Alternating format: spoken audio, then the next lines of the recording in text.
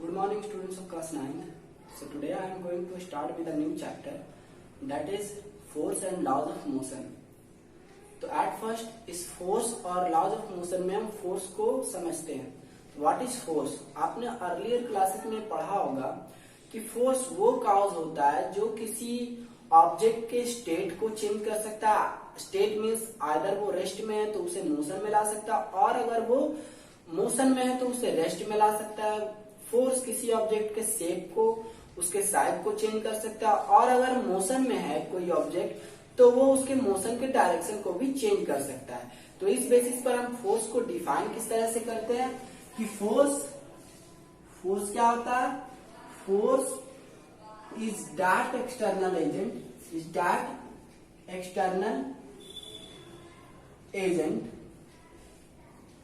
which has tendency to change state, either rest or motion, shape, size and direction of a moving object. तो force क्या होता है? Force वो external agent होता है जो किसी ऑब्जेक्ट के स्टेट, उसके शेप, उसके साइज और उसके मोशन के डायरेक्शन को चेंज कर सकता है. अगर हम फोर्स के बारे में और देखें तो फोर्स एक वेक्टर क्वांटिटी होता है जिसके बारे में अभी हम आगे पढ़ेंगे. दैट फोर्स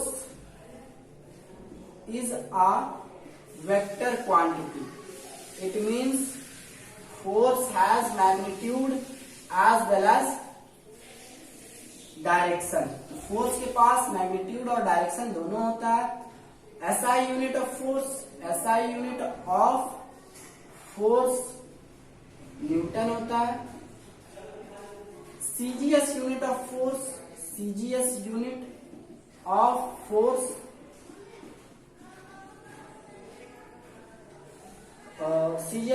फोर्स डायन होता है.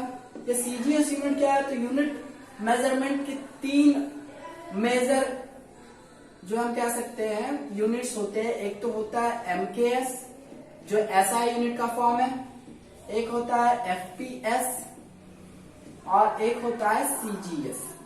तो एमकेएस में यहां पे लेंथ, मास और टाइम. तो एमकेएस में लेंथ को मीटर, मास को किलोग्राम और टाइम को सेकंड मेजर करता है. एफपीएस में लेंथ को फुट, मास को पाउंड और टाइम को सेकंड, और सीजीएस में लेंथ को सेंटीमीटर, मास को ग्राम और टाइम को सेकंड मेजर करता है. तो सीजीएस यूनिट जो फोर्स का होता है वो डायन होता है. नाउ अब हम नेक्स्ट टॉपिक पे देखते हैं इफेक्ट ऑफ फोर्स. तो इफेक्ट ऑफ फोर्स क्या होता है? Effect of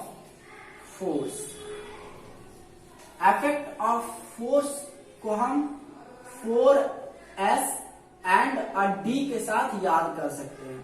effect of force 4S and a D. यहां पे 4S क्या होता है? 4S, एक S स्टैंड करता है स्टेट के लिए, एक S स्टैंड करता है शेप, नेक्स्ट जो होता है साइज के लिए, और लास्ट वन जो होता है वो स्पीड के लिए स्टैंड होता है. तो यहाँ पे force can change the state of a object, force can change shape, size and speed of a object, and it also can change direction of a moving object. So यहाँ पे 4S and a D के साथ आप force के effect को याद कर सकते हैं. That it can change state, shape, size and speed of object. It also can change direction of a moving object. तो ये effects of force हुए. Now on the basis of sum of all the forces acting on an object, force जो होता है दो type से हम उसे डिवाइड करते हैं. Sum, vector sum of all the forces. सभी फोर्सेज जो किसी ऑब्जेक्ट पे एक्ट कर रही हैं उस बेसिस पे हम फोर्स को दो तरह से डिवाइड करते हैं. On the basis of vector sum of all the forces. जो फोर्सेज किसी ऑब्जेक्ट पे एक्ट कर रही हैं उनके सम के बेसिस पर हम फोर्स को दो तरह से डिवाइड करते हैं. एक तो बैलेंस्ड फोर्सेज और दूसरा अनबैलेंस्ड फोर्सेज।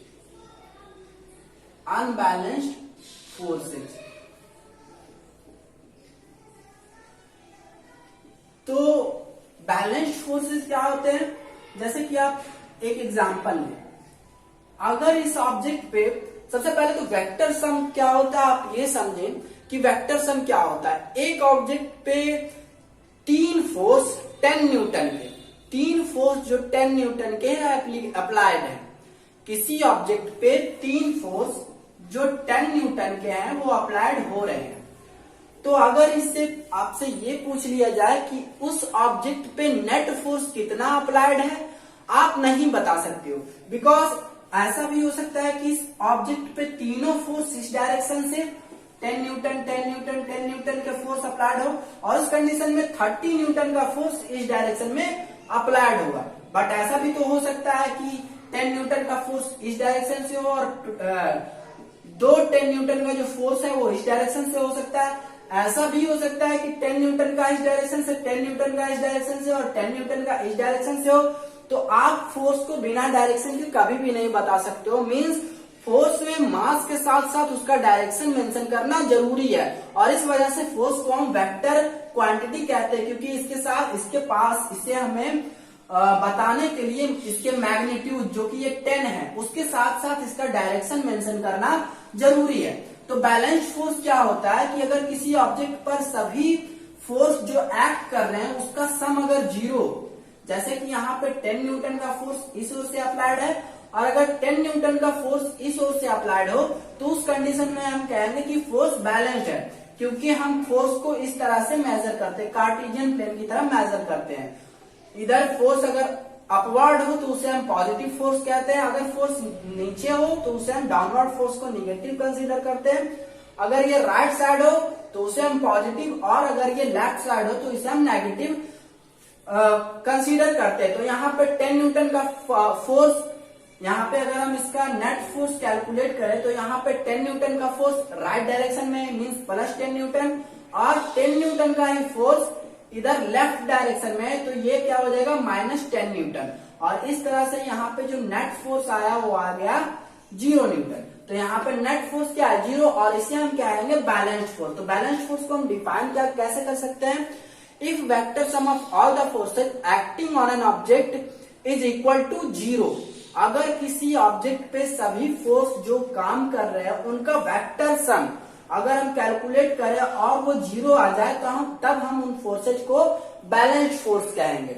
अनबैलेंस्ड फोर्स बिल्कुल इसी तरह का है, अगर इस ओर से 20 न्यूटन और इस ओर से 10 न्यूटन का फोर्स अगर लगे तो राइटवर्ड डायरेक्शन में अगर यहाँ पे हम नेट फोर्स कैलकुलेट करें तो राइटवर्ड डायरेक्शन में यहाँ पे 20 न्यूटन फोर्स लग रहा है और ये राइटवर्ड है इसलिए प्लस 20, ये लेफ्टवर्ड फोर्स है इसलिए यहाँ पे माइनस 10 न्यूटन हो जाएगा और यहाँ पे नेट फोर्स 10 न्यूटन का आ जाएगा। तो यहाँ पे vector sum of all the forces is not equal to 0 है, इसलिए इसे हम अनबैलेंस्ड फोर्स कहेंगे। तो हम इस तरह से बैलेंस्ड फोर्स और अनबैलेंस्ड फोर्स को डिफाइन एक बार फिर से कर लेते हैं कि vector sum of all the forces acting on an object is equal to 0 तो उसे हम बैलेंस्ड फोर्स कहते हैं। And if vector sum of all the forces acting on an object is not equal to 0 तो उस condition में हम उसे अनबैलेंस्ड फोर्स कहते हैं। तो इस तरह से हमने फोर्स के 2 टाइप्स देखे, फोर्स क्या होता है, इसका SI यूनिट क्या होता है, वो सब हमने इस लेक्चर में डिस्कस किया। कल हम लॉज ऑफ मोशन जो कि एक बहुत इंपॉर्टेंट टॉपिक है और बहुत इंटरेस्टिंग टॉपिक भी है, उसे कल के लेक्चर में हम कवर करेंगे। Thank you.